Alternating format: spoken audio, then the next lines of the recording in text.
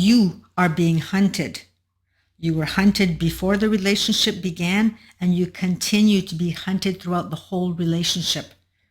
I'm going to talk about how narcissists initially hunt, but stay tuned because later I'm also going to talk about how to this day you continue to be hunted and how to stop the madness once and for all. The narcissist is a hunter by nature. Animals hunt for food in order to sustain.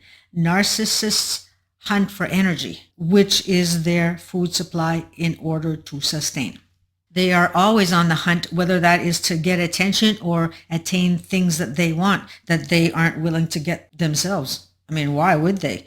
When they can get everything they want from others, they don't have to do the work. They exploit.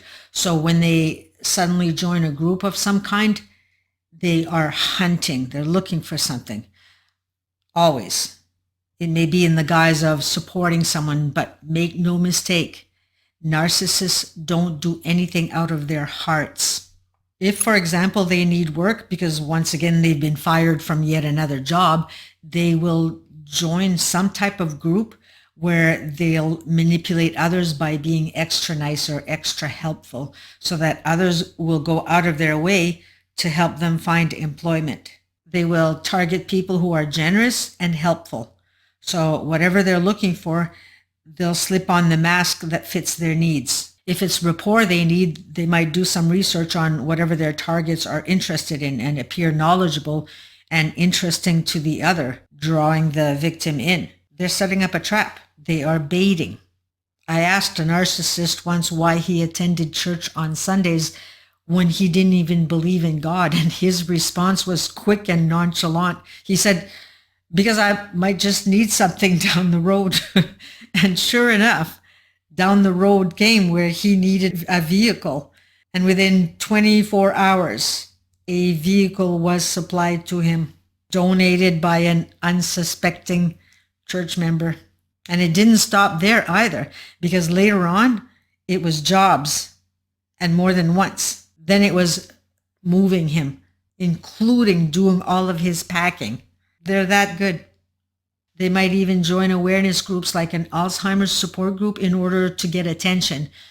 These people have a strong need to be admired, so what a better way than to join groups while impressing others with their knowledge or a false sense of compassion, where they'll become invaluable in the eyes of others. At first, they'll just listen and observe. Remember, they're hunting. They are looking to who's who. Who is the vulnerable one? Who is the top dog? Who is the go-getter? Because each of them will have some value for them, right? They're also listening for what understanding people have on the subject, and then they go home and do deep dive searching on said subject. And so later on, they'll open up and sound more knowledgeable than everyone else in the group. They're setting up the honey trap. They're casting the worm. And in all of this, no one saw the manipulation tactics. That's why we call them master manipulators. So what are they looking for in you? Narcissists look for specific patterns and characteristics in others. They are extremely focused and zoned in on the details. They notice more than societal norm. They're looking for hard workers, so while you're trying to impress them with how much you can get done in a day, they already know that. It was part of why they chose you. Narcissists are normally lazy, so a hard worker will make a good servant for them. They are also looking for generosity and naive people because those are the ones who will be easy to manipulate. If someone is gullible, they'll take the bait. They will forgive over and over again. They'll put up with the abuse because all the narcissist has to do is morph from Jekyll to Hyde, and they're back to trusting that this time things will be better. So they're hunting for gullible. They are seeking out codependents because codependents come from some form or other of traumatic backgrounds. Codependents are empathetic. Codependents feel as though they aren't good enough and will always put in extra effort in relationships.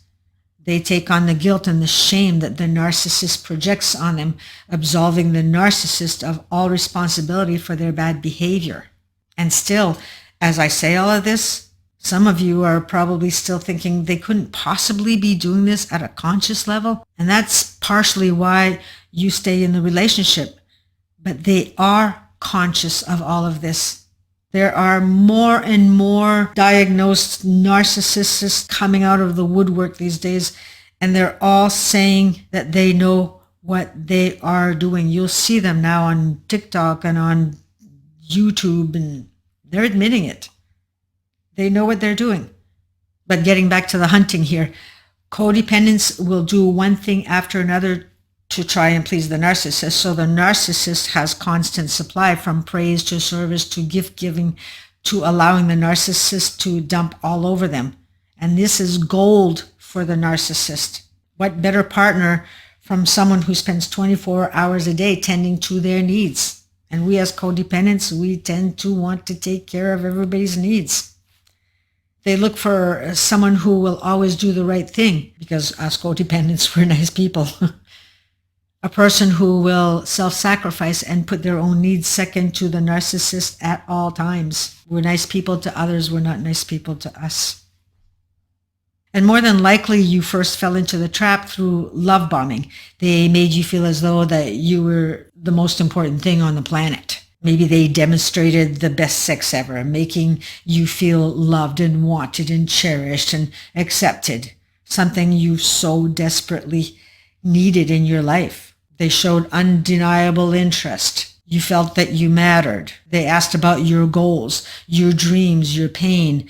You felt heard. You felt acknowledged. You took the bait. So once that goal on their part was attained, the next step was cognitive dissonance. It was time to start the trauma bonding. They abruptly pulled away. They snapped at you from out of the blue, and you were confused, but seeing as they had been so loving, you felt that you owed them somehow. That and the flashbacks from childhood of feeling that you weren't good enough, so you put up with it and not knowing how to respond and all that good stuff that comes with us being abused. And now some of you are probably saying to yourself that you didn't put up with it. You had your say and you yelled back, but your actions didn't match your words because you stayed on the ride. You didn't get off the train. The narcissist sees that. So trauma bond begins. The narcissist continued the hunt by further traumatizing you and watching your every move to make sure that you're staying in line. See, you're still being hunted even after they've got you. They're watching you like a hawk. Then they go to the next step where others become involved. They set up another trap where somehow you are now hardly in contact with family and friends. Maybe you even quit your job or moved out of state. And this separation can be done via triangulation, where a third party is involved, where communication between the two triangulated people is limited and communication is mostly done through the narcissist. For example, they might tell you that your brother, who you love dearly, has been making your partner feel unwelcome, and tell the brother that you don't really approve of them. The less contact that you have with the outer world, the more control that they have over you. Because if you're not talking to anyone about their odd behavior that you're experiencing in the relationship, you aren't getting confirmation that things aren't right. You aren't getting any support. You end up feeling alone and isolated, so you end up depending on them more and more. It's the same thing as the kidnapper-victim situation, where the kidnapped develops a bond with the kidnapper because the kidnapper is the victim's only source of supply. They are trauma bonded.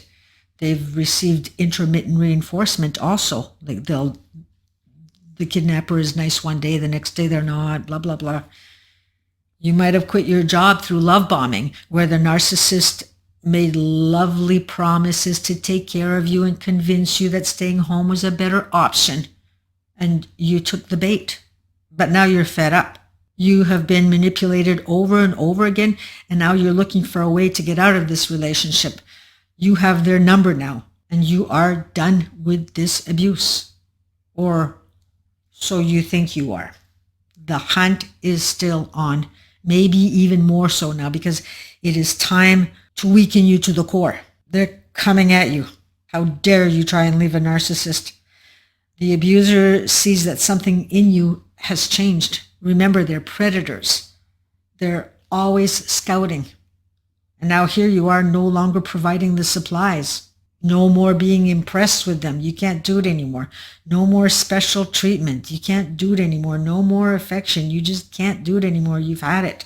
And at this point, you are being hunted at an even greater degree because now they are out for blood.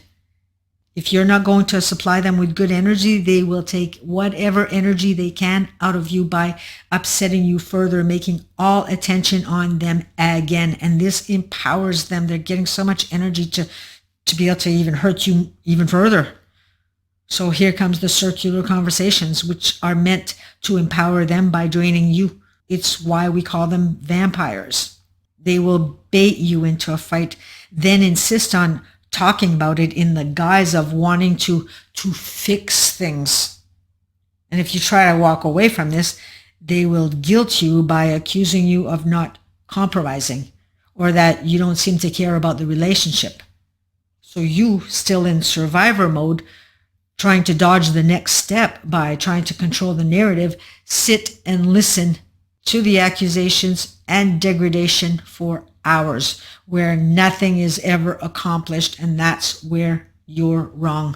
Nothing is accomplished for you, but the goal of the narcissist is accomplished with great success. After the first hour of listening to the put-downs and yelled at without so much as a peep from you, you finally try to say something, but you haven't got a complete sentence out, and the narcissist rudely interrupts, and you're in for another round of this insanity. The more they yell and put you down, the more drained you become. The more they yell and put you down, the more empowered they feel. And this goes until they feel completely satisfied. And at that point, they might end the conversation. But they have controlled the narrative the whole time, including when it ends. And they might end the conversation with a suggestion that the two of you go for counseling, or they suddenly understand your point of view. They don't. And they won't go for counseling. They have no intention. It's just a tactic that they use once that they are full. The goal was never to fix anything between the two of you. The goal was to drain and steal your energy. You took the bait. So how can you stop this madness? If you're serious in wanting to leave, you disengage. Absolutely. You don't give them what they want, period, so that eventually they'll just go away.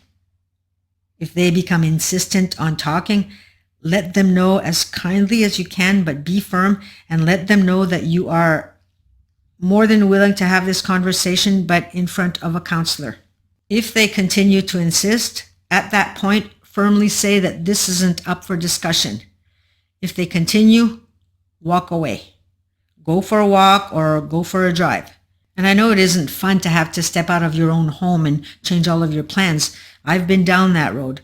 But at this point, you're being hunted, and there isn't any time to dwell on anything but survival right now. Right now, your survival means everything.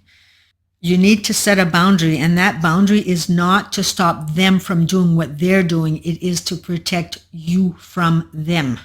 And this is where you're going to need radical acceptance of what is. It is what it is at that moment. But remember, nothing in life is permanent.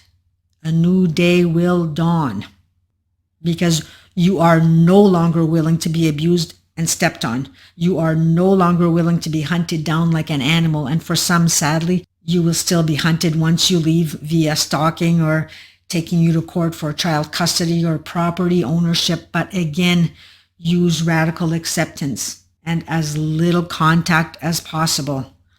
Stay strong. I hope this video has helped some of you out there that may have needed to hear this today. So I bid you farewell, and we shall see you in the next video. In the meantime, be safe. Bye for now.